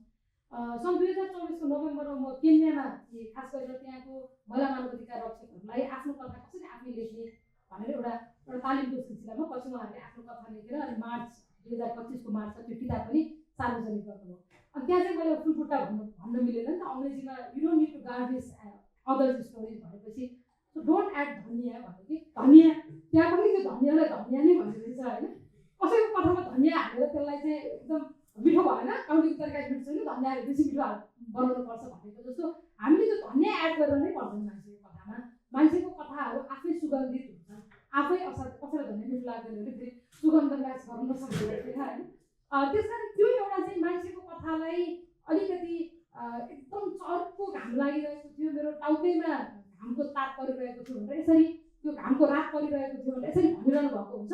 अनि त्यो कथा कथालाई अप्रोप्रिएसन गर्ने शक्तिमा भएका मान्छेहरूले चाहिँ रवि सूर्यमाथि नै टाउकोमा शिरमाथि नै थियो अनि त्यो रविको तापले उहाँलाई साह्रै पोलिरहेको थियो भनेर त्यो जसरी त्यो बढी अलिक साहित्यिक बनाउने छ, मान्छेको भोगाइ नै साहित्य हो, त्योभन्दा ठुलो साहित्य केही हुन सक्दैन भन्ने फेरि यो मान्छेको भोगाइ नै साहित्य हो भन्ने कुरा चाहिँ हामीले यस्तै कार्यक्रम छलफल गर्न जाँदाखेरि एकजना सुदूरपश्चिमको एकजना दिदीले हामीलाई भन्नुभएको हाम्रोभन्दा ठुलो साहित्य संसारमा कस्तो हुन्छ, हाम्रै भोगाइ साहित्य हो कि भन्नुभएको। अब त्यसलाई पनि एज अ कोडको रूपमा हामीले बाहिर ल्याउँदैछौँ। त्यसले गर्दाखेरि फुलबुट्टा भन्ने भरिदिनुपर्छ भन्ने अवधारणा चाहिँ कहाँबाट आइरहेको छ भन्दा मान्छेहरूले कथा राम्रोसँग भन्न आउँदैन, उनीहरूलाई हामीलाई मात्र आउँछ भनेको पनि शक्ति फेरि होल्ड गर्ने एउटा यो प्रक्रिया अथवा प्रवृत्ति पनि हो। नमस्ते सम्पूर्णमा, मेरो नाम चाहिँ मर्जिता परियार हो अनि हाल चाहिँ म जेएफमा एउटा फेलोसिपमा छु जहाँ चाहिँ भोगेको कथा लेख्नेमा चाहिँ सिक्दैछौँ हामी। अनि ठ्याक्क कथाहरूको कुरा गरिरहँदा चाहिँ मलाई प्रश्न उठिरहेको थियो, जसरी योभन्दा अगाडि कथाहरूलाई लेखिएको छ अनि जसरी प्रस्तुत गरिएको छ त्यसले गर्दा हामी कहीँ न कहीँ डिस्ट्र्याक्ट चाहिँ भएको हो कि, किनकि जुनै पनि कथालाई ट्रेन्डिङमा ल्याउने पालानुले यस्तो गर्यो भनेर ट्रेन्डिङलाई त हामी पनि त्यही खोजिराख्ने रहेछ कि कुन कथाले चाहिँ दर्शकहरू चाहिँ हामीतिर आकर्षित हुन्छ, जुन तर्फबाट चाहिँ हामीले भन्दाखेरि चाहिँ यो चाहिँ यस्तो चाहिँ पढ्नुपर्छ है, भित्र केही न केही छ भनेर। अनि हजुरहरूले भनिरहँदाखेरि चाहिँ कथा आफैमा साहित्य, तर त्यो ट्रेन्डिङ हुनलाई खोज्ने चाहिँ किन खोजिन्छ नि त। जस्तै मैले मेरो कथा लेखिरहेको छु बचपनदेखिको अहिलेसम्म, तर त्यहाँनिर चाहिँ जतिजनाले हामीलाई मेन्टरहरूले चाहिँ टिप्पणी दिइरहनु भएको छ त्यो आएन, त्यो छैन, ल्याउने कहाँबाट छैन नि त। किनकि हामीलाई त्यही बताएको छ, पढेको छौँ, लेखेको छौँ कि कथा फ्लोमा जाने हो, तर खोज्ने बेला त मान्छेले त्यही खोज्छ। कहाँनिर छ त्यो छ्याप्पै छिनाउने खालको उखान टुक्का खोइ त भन्दाखेरि त्यसमा चाहिँ म अलिकति कसैले चाहिँ भनिदिनु भयो भने चाहिँ झन् राम्रो हुन्छ। हामीले आफ्नो कथा कसरी लेख्दाखेरि चाहिँ बेटर हुन्छ, हाम्रो कथा चाहिँ सुन्दाखेरि पनि मजाले सुनियोस्, फ्लोमा जाओस्। धन्यवाद। यति नै। मन्दिता चाहिँ एकदम धन्यवाद यो प्रश्न अथवा यो उत्सुकता ल्याउनु भएकोमा। सबभन्दा पहिला चाहिँ कथा इन्ट्रेस्टिङ छैन भन्ने मान्छेहरूले फेरि आफ्नो शक्ति त्यहाँ अलिकति प्रयोग गर्न खोजिरहेको छ भन्ने कुरा बुझ्नुपर्छ, मलाई त्यस्तो लाग्छ। किनभने तपाईँले आफ्नो कथा जति न्यायपूर्ण ढङ्गले लेखिरहनु भएको छ त्यो अलरेडी त्यहाँ इन्ट्रेस्टिङ कुराहरू छन् होइन। र फेरि कसको इन्ट्रेस्ट है, जहिले पनि कथा लेखनमा चाहिँ हामी अडियन्सलाई असाध्यै प्रायोरिटी राख्छौँ कि त्यसरी नै एउटा परम्परागत स्टोरी टेलिङ चलिआएको छ। तर कहिले पनि कसको कथा हो, उसलाई यसले के प्रभाव पार्छ, उसले के सोध्छ भन्ने कुरा शक्ति त्यतातिर छैन। शक्ति कि कथा लेखिदिने मान्छेमा केन्द्रित छ कि चाहिँ अडियन्समा केन्द्रित छ। अनि त्यो पनि कहाँसम्म त भन्दा अलिक पछिल्लो समयमा जुन क्लिक बेटहरू एकदम हाइलाइट गरेको हेडलाइनहरू हो भने मान्छे खोलेर हेर्ने होइन, पाठकको पनि त्यसमा पाठकको पनि उत्तरदायित्व यसभित्र सँगसँगै छ। अनि त्यस कारण चाहिँ मलाई इन्ट्रेस्टिङ भएन, त्यो आएन भनेर जसले तपाईँलाई भनिरहनु भएको छ त्यो उहाँहरूको लागि इन्ट्रेस्टिङ हुने होइन कि तपाईँको लागि इन्ट्रेस्टिङ हुनु पऱ्यो, किनकि त्यो तपाईँको जीवनको कथा हो। त्यसले गर्दाखेरि यो भित्र पनि शक्तिले काम गरिरहेको छ तपाईँले दिनुभएको एउटा उदाहरणमा। अनि अर्को चाहिँ लेखनलाई एउटा शिल्पीमा बाँध्ने एउटा सिप हो नि त। त्यो त तपाईँले सिलसिला कसरी मिलाउनुहुन्छ, एउटा सिलसिलाबाट अर्को सिलसिलामा कसरी ल्याउनुहुन्छ भने पाठकले पढ्दाखेरि त त्यो सिलसिला अनुसार पढिरहेको हुन्छ। त्यो चाहिँ एउटा स्किलको मात्रै कुरा हो। तर जुन अनुभव तपाईँले बाहिर लिएर आइरहनु भएको छ त्यो अलरेडी इन्ट्रेस्टिङ लागेर त्यो तपाईँको लागि महत्त्वपूर्ण लागेर बाहिर ल्याइदिनु भएको नि त। त्यसमा अर्को कुनै व्यक्तिलाई त्यो इन्ट्रेस्टिङ छैन, इन्ट्रेस्टिङ कुरा अरू ल्याउन उहाँले के प्रश्न चाहिँ सोधिदिनु सक्नुहुन्छ भने जस्तो तपाईँले कुनै एउटा त्यहाँ सेन्टेन्स लेख्नु भएको छ होइन, मलाई चाहिँ त्यो क्षण एकदम महत्त्वपूर्ण लाग्यो भने तपाईँको कथामा आयो, त्यही क्षणको तपाईँले व्याख्या गर्नुभयो। अब मेन्टरको काम के हो त भन्दाखेरि मन्जिता चाहिँ तपाईँलाई त्यो क्षण किन महत्त्वपूर्ण लाग्यो भनेर सोधिदिने मात्रै हो कि इन्ट्रेस्टिङ ल्याऊ भनेर हुँदैन। तपाईँलाई अलरेडी इन्ट्रेस्टिङ लाग्यो त्यो लिएर आइरहनु भएको छ। तर सोधिदिने प्रश्न भनेको चाहिँ किन त्यो महत्त्वपूर्ण लाग्यो भनेपछि अनि तपाईँले त्यसको आफ्नो भ्याल्युको कुराहरू त्यहाँ ल्याउनुहुन्छ नि त। त्यो महत्त्वपूर्ण लागेको चाहिँ तपाईँको एक्सनको कुरा भयो, अलिकति हामीले स्टोरीको सिद्धान्तलाई हेर्ने हो भने अनि तपाईँले त्यो महत्त्वपूर्ण लाग्नुको कारण चाहिँ के रहेछ त भन्ने कुरा तपाईँले ल्याउनु भएपछि अनि मान्छेले पाठकले त्यसलाई पनि आफ्नो जीवनसँग जोडेर हेर्न सकिहाल्छ। त्यस कारण यो तपाईँले दिनुभएको इक्जाम्पलमा पनि पावर तपाईँले होल्ड गर्ने हो, अरू कसैले चाहे त्यो मेन्टर हुनु चाहे राइटर हुनु उहाँहरूले होल्ड गर्ने होइन। र तपाईँले ल्याउनु भएको कुरा नै अलरेडी इन्ट्रेस्टिङ छ, खालि सिलसिला मिलाउनलाई उहाँहरू सहायक बन्न सक्नुहुन्छ। कथाको पुनर्दाबीमा सबभन्दा एक नम्बर प्रोसेस भनेको चाहिँ कथा भन्ने व्यक्ति चाहिँ सबभन्दा पहिला इमान्दार हुनुपर्छ। तपाईँ इमान्दार भएर कथा भन्नुहुन्छ भनेदेखि त्यसले कसैलाई कसरी प्रभाव चाहिँ जहिले पनि क्या चलचित्रको होस्, कुनै लेखको होस्, कुनै डकुमेन्ट्रीको होस्, जेको पनि टार्गेटेड अडियन्स हुन्छ जति जे भने पनि होइन। जस्तै कथाको पुनर्दाबीको एउटा अर्को अभियानमा ह्यासट्याग मिटु मुभमेन्ट पनि आउँछ, मलाई लाग्छ त्यस्तो है। किनभने त्यसले सत्य बोल्ने शक्तिले शासन गर्ने प्रवृत्तिलाई बदलेर सत्य बोल्ने प्रवृत्तिको स्थापना गर्छ होइन। तर त्यसमा पनि तपाईँले हेर्न सक्नुहुन्छ कुनै पनि आजसम्म मैले देखेको छैन कुनै पनि ह्यासट्याग मिटु मुभमेन्टको तलपट्टि अनेकन यस्तै खालको होइन इन्ट्रेस्टिङ भएर नभएर आएको कमेन्टहरू अनेक थरी देख्नुहुन्छ। मैले भन्नु खोजेको चाहिँ कस्तो भने यो तपाईँले चाहिँ कथा सरल हुँदा हुँदै पनि कसरी ठ्याक्कै त्यो छिनाउने के भन्नुभएको थियो नि, यसको चाहिँ ठ्याक्कै कस्तो खालको सम्बन्ध रहन्छ भने उयो हामी सबैजनालाई थाहा छ पैसा हातको मैला भनेर तर जिन्दगीभरि पैसा कमाउनको लागि परेका छौँ भने जत्तिकै नै यसको परस्पर सम्बन्ध रहन्छ क्या। सबभन्दा पहिला चाहिँ कथा भन्ने व्यक्ति इमान्दार हुनु पऱ्यो। अनि दिदीले भने जस्तो त्यो इन्ट्रेस्टिङ बनाउने चाहिँ त्यो एउटा कलाको कुरा भयो, एउटा शिल्पको कुरा भयो। तर त्यसो गर्नुपर्छ भन्दैमा तपाईँले आफ्नो जस्तै आफ्नो जिन्दगीमा भएको कुराभन्दा बकेटभन्दा बाहिर गएर कुनै कुरालाई टिपेर ल्याएर राख्ने चाहिँ त्यो गर्नु चाहिँ फेरि कथामाथिको अन्याय हो, इमान्दारिता होइन। त्यही भएर सकेसम्म चाहिँ इमान्दारितामै बसेर अनि वर्कआउट गर्ने होला जस्तो लाग्छ। यो कस्तो गाह्रो प्रश्न हो कि हामी कथालाई चाहिँ एकदम खास तरिकाले हेर्छौँ कि ठुलो तरिकाले जस्तो भनौँ न। कथा सुरु गर्नु छ भने हामी विश्वका राइटरहरूको स्लोगन अथवा उनीहरूले लेखेका कोड ल्याएर आउँछौँ। हामीलाई त्यो चाहिएकै छैन, नलेजको लागि भइपुग्छ। हाम्रो कथा चाहिँ यति महत्त्वपूर्ण छ कि घरमा आमाले के भन्नुभयो त तपाईँ आफ्नो जीवनको कथा लेख्दै हुनुहुन्छ भने तपाईँको आमाबाट सुरु हुन्छ नि त। आमाको कति सामान्य कुराहरू छन्। मेरो 9 वर्षमा विवाह भयो, तिमी 16 वर्षमा जन्मियो। यस्ता कुराहरूले पनि त हामीलाई छुन्छ नि। जस्तो पत्रकारिता सुरु गर्दाखेरि म एउटा सानो कुरा भन्छु तपाईँलाई। आजभन्दा 10 वर्ष अगाडि पत्रकारिता काठमाडौँमा गर्दाखेरि काठमाडौँका मिडिया हाउसले नेपालमा बोलिने भाषाबाट कहिले सुरु गरेन। ती भाषाहरू उनीहरूका आफ्ना कोडहरू आफ्नो स्थानीय भाषामा आउँदा पनि नेपाली भाषामा उल्था गरिएर त्यो स्टोरीहरू सुरु भयो। तर अहिले समय परिवर्तन भएको छ, चेतना स्तर अलिक माथि बढेको छ र नयाँ यो न्यू मिडियाहरू छ नि, यसले धेरै परिवर्तन ल्याएको छ। अहिले जुन स्थानीय भेगको व्यक्ति हो उसको कथा उसको भाषामा सुरु गरिन्छ। यो पनि त परिवर्तन हो नि त। स्टोरी हामी त्यसरी पनि सुरु गर्न सक्छौँ। त्यही भएर मलाई चाहिँ एकजना फिल्म मेकर हुनुहुन्छ नेपालमा आउनुभएको डब साइमन्स, उहाँले भन्नुहुन्थ्यो देवकी तिम्रो प्रत्येक पाइलामा स्टोरी छ कि तिमी जता हेरिरहेको छौ तल हेरौँ न। सुरु गर्दाखेरि पनि स्टोरी मैले सुरु गर्दाखेरि म त्यसरी गर्छु। म ठुलो कुरा हेर्दिनँ, सानो कुराबाट सुरु गर्छु। त्यही सानो कुरा पनि कति सजिलो हुन्छ नि, सबैले बुझ्छन्। हामी चाहिँ हाम्रा शब्दमा जति साहित्यिक शब्द राख्यो, जति अङ्ग्रेजी शब्द राख्यो, त्यति चाहिँ हाम्रा दर्शक अथवा पुग्ने माध्यमले वाउ यो मान्छे त हामी आफूलाई मात्र ठुलो देखाइरहेका छौँ कि जयाजीले भने जस्तै हामी आफ्नो शक्तिको प्रदर्शन गरिरहेका छौँ। तर जो व्यक्तिको उसको शक्ति हामीले देखाइरहेको छैनौँ। त्यही भएर तपाईँ सानो कुराबाट सुरु गर्नुहोस्, सरल भाषाबाट गर्नुहोस्, त्यही ठुलो हुन्छ। म Samjhana Pokharel, gender studies department टिमबाट। वेल एकदम इन्ट्रेस्टिङ भइरहेको छ। कथाको पुनर्दाबी भन्ने कुरा रहेछ। अब पुनर्दाबी अब एउटा कथा जसले लेख्नुहुन्छ अर्कोको बारेमा त्यहाँ पुनर्दाबी गर्दाखेरि अब जस्तो इमान्दारिता हुनुपर्छ भनेर हामी त्यो किसिमबाट जाँदाखेरि त्यहाँ अलरेडी ग्याप हुन्छ कि जस्तो लाग्यो। कथा अब स्ट्रिम अफ कन्सियसनेसबाट लिभ एक्सपिरियन्सबाट जसले कथा भनिरहेको छ त्यो कुराहरूलाई उतार्न सक्नु नै हाम्रो आजको यो उद्देश्य हो। अब त्यसमा धेरै फ्याक्टरहरू छ त्यो हामीले सुनिहाल्यौँ। अब त्यसरी इमान्दारिता हुनुपर्छ भनेर हामी त्यसरी अप्रोच गर्दाखेरि अलिकति ग्याप होला कि जस्तो पनि त्यो मलाई अब त्यसलाई कसरी मापन गर्ने, कसरी त्यो गर्ने।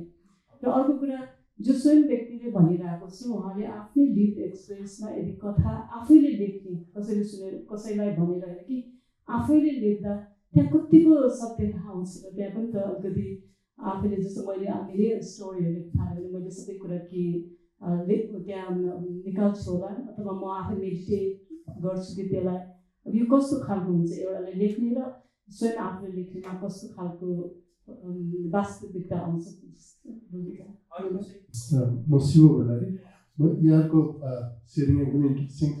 मैले एउटा मात्रै जान्न चाहेको चाहिँ यो कथा के को लागि भनिन्छ भन्ने कुरा कतिको निर्णायक हुन्छ यो होल प्रोसेसमा। कथा भन्ने पुनर्दाबीको कुराहरूमा त्यसले कति महत्त्व राख्छ, त्यसलाई कति ध्यानमा दिएको हुन्छ, ध्यानमा राखिएको हुन्छ, यो कुरा गर्दै गर्दाखेरि त्यो जान्नु चाहेको। कथा आफैले भन्दा चाहिँ त्यही भएर नै इमान्दारिता हुनु जरुरी छ भन्नुको कुरा चाहिँ इमान्दारिता हुन्छ। खासमा अरूले विषयवस्तुमाथिको अघि जस्तै मेरो कथा हो तर मैले अरू कसैलाई विषयवस्तुमाथिको पुनर्दाबी चाहिँ गर्न दिएन एकछिनलाई। त्यो हुँदाखेरि चाहिँ बरु के हुन्छ भने अघि के हामी त्यही विषयमा के कुरा गरिरहेको छ भने अर्कोले चाहिँ के गरिदिन सक्छ त्यसमा भनेदेखि कि यो चाहिँ इन्ट्रेस्टिङ भएन। जस्तै मानौँ एउटा कथामा एउटा चरित्र चाहिँ भराङबाट लड्यो तर उसलाई केही भएन, ऊ उठेर हिँड्यो।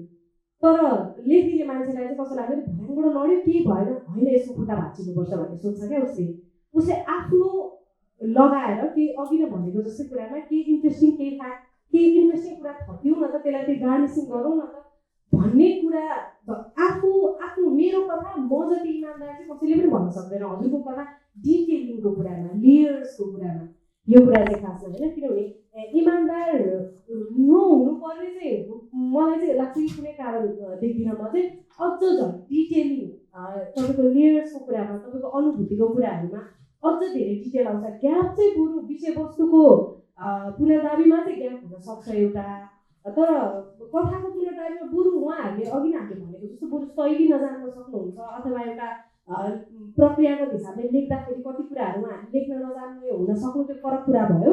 तर इमान्दार नहुने भन्ने चाहिँ नहोला जस्तो लाग्छ मलाई चाहिँ खासमा। एउटा चाहिँ अघि तपाईँले भन्नुभएको प्रश्नमा खास गरेर मान्छेले आफ्नो कथा आफै लेख्न थाल्यो भने त्यो चाहिँ फेरि इमान्दार एक्सन केही पनि हुँदैन जस्तो लाग्छ मलाई चाहिँ होइन। तर तपाईँले ल्याउनुभएको को अथरसिपको जुन आइडिया छ कहिले चाहिँ मान्छेले आफ्नो कुरा जति नै लेख्न पढ्न जाने भयो भने आफ्नो कुरा आफै लेख्न अभिव्यक्त गर्न अलिक गाह्रै हुन्छ, किनभने त्यहाँ इमोसनहरू हुन्छन्। किन सोचाइ सँगसँगै इमोसनहरू आउने हो नि त, दुःखका सोचाइहरू आयो भने दुःखका इमोसन आउँछन्। अनि त्यसलाई चाहिँ एउटा सँगै बसेर एउटा को अथरको रूपमा काम गर्दैन, अर्को एकजना मान्छे सुनिदिने मान्छे। हामी चाहिँ यसलाई हामी स्टोरी लेखनमा यो अन्तर्राष्ट्रिय एउटा पद्धति छ न्यारेटिभ थेरापी भन्ने, कथाले नै आफूलाई कसरी थेरापीको काम गर्न सक्छ भन्दा एउटा विटनेस हामीलाई चाहिन्छ। हाम्रो कथाको हाम्रो जीवन भोगाएको एउटा साक्षी हाम्रो नजिकमा चाहिन्छ, जसले चाहिँ हाम्रो साक्षी बसिदियोस् र हामीले भनेका शब्दहरूलाई जस्ताको तस्तै उद्धार गरेर एउटा प्रक्रियामा एउटा लेखनको प्रक्रियामा लिएर आइदिनु सक्छ। त्यस कारण एक्लै बस्न लेख्न सक्ने हुँदाखेरि त्यो एकदम गजब भयो। तर कहिलेकाहीँ चाहिँ हामीलाई सहयोगी साथीहरू चाहिन्छ जो हाम्रो जीवन भोगाएका विटनेस बन्न सकुन्, त्यसलाई शब्दमा उतार्न सकुन् भन्ने एउटा कुरालाई मैले पुरै जोडेँ होइन। अनि शिव सरको प्रश्नमा अलिकति कथा के को लागि भन्नेमा यो पर्पसहरू एकदम डिफ्रेन्ट हुनसक्छ होइन। तर मैले यसो अलिक लामो समय काम गर्दाखेरि चाहिँ हरेक कथा भन्ने मान्छेले चाहिँ म सुनियो भनेरै कथा भन्ने। अनि त्यसपछि उसले उसको बाहिर कथा आइसकेपछि चाहिँ ऊ आफू सुनिएको एउटा महसुस गरेर भनिसकेपछि त्यहाँबाट आएका कथाले राज्यका असमान कुराहरूलाई प्रश्न गर्नेदेखि लिएर समाजकादेखि लिएर पारिवारिक कुरादेखि लिएर ती पाटो त्यसको उपयोगहरू चाहिँ विभिन्न पाटोमा हुन सक्दो रहेछ। तर हरेक मान्छेले म यदि मेरो आफ्नो जीवनको भोगाइ चाहिँ लक्ष्मीजीसँग बसेर भन्दैछु भने सबभन्दा पहिला चाहिँ म सुनिएको एउटा फिल गर्नलाई नै त्यो मान्छेले गर्दो रहेछ जस्तो मलाई एउटा लाग्छ। अनि त्यसले एउटा हिल पनि मेरो कुरा आज सुनियो, आज मलाई कसैले देख्यो होइन, मैले चाहिँ म सिन महसुस गरेँ अथवा आज मलाई कसैले देख्यो, आज मलाई कसैले सुन्यो भन्ने कुरा चाहिँ कथा भन्ने प्रक्रियामा असाध्यै महत्त्वपूर्ण हुँदो रहेछ। मलाई खासै सामाजिक न्यायको मुद्दामा अगाडि बढ्न सिकाउनु मेरो गुरु डाक्टर मिना पौडेल, अनि पत्रकारितामा मलाई अब सुरुमा कखरा सिकाउनु हुने डाक्टर हरिकला अधिकारी दुवैजना यहाँ हुनुहुन्छ। उहाँहरूको अगाडि बसेर मैले यति कुरा गर्दाखेरि अलिकति कतिपय कुरामा गुरुहरूको अगाडि बसेर कुरा गर्न गाह्रो पनि हुन्छ। तर समग्रमा हामीले हेर्दाखेरि चाहिँ यो को अथरसिप अथवा यो जुन पावरको बाँडफाँड जुन सबै कुराहरू हामी गरिरहेका छौँ त्यो चाहिँ फेरि अगेन यो असमान शक्ति संरचनालाई हामीले चुनौती गरिरहेको हो। र आज देवीजी म